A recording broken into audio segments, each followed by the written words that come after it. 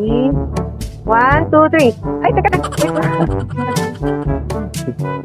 Hi everyone! So we are now on the third section na i-share namin sa'yo sa iBright na mga lamp na magaganda. And Jerry, explain nyo sa amin itong magagandang lamps. Ano bang meron dito? Ito po yung mga nakalatag natin ngayon dito. Meron po tayong different na sizes, tsaka different wattage.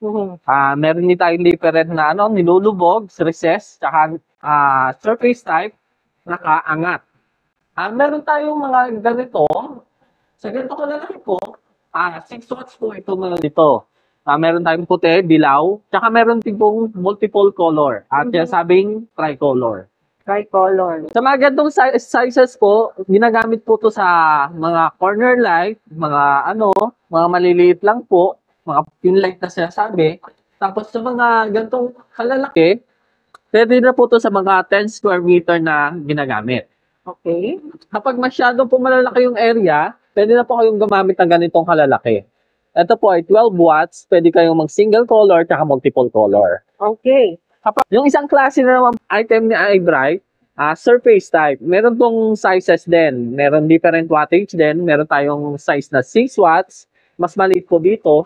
Ito naman po yung sumunod, 12 watts. Tapos 18 watts, mas malaki. Tsaka 24 watts. Okay.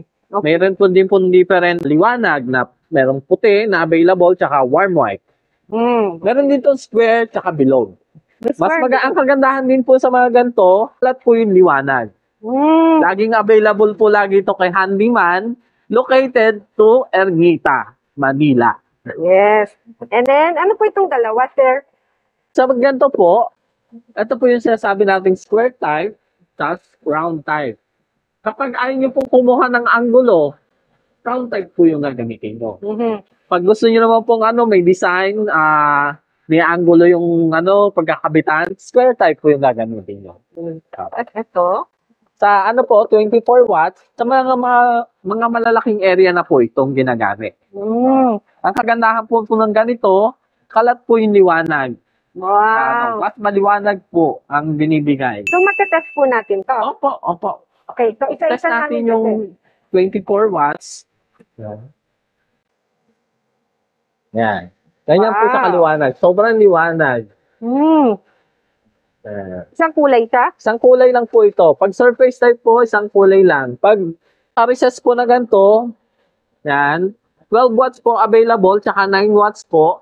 Meron po tayong tricolor. Yan. Puti, tapos dilaw, tapos full white. Yan, puti. Oo. Yan.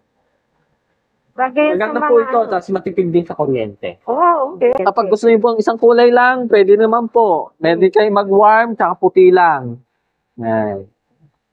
Kapag may mga customer kasi na na ayaw din ng tricolor.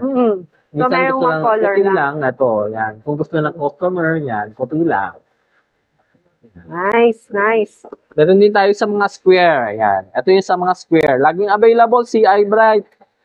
Yan. Ito yung sa square. Kung gaano kaliwanag po sa wattage ng 9 watts ng bilog, ganun din po yung bigay ng liwanag sa 9 watts ng square. Wala po silang pinagkaiba. Okay. Very nice. Ito, nailaw niyo na, sir? Hindi pa. Okay, ilawin natin. Ang liwanag, no? Sabi?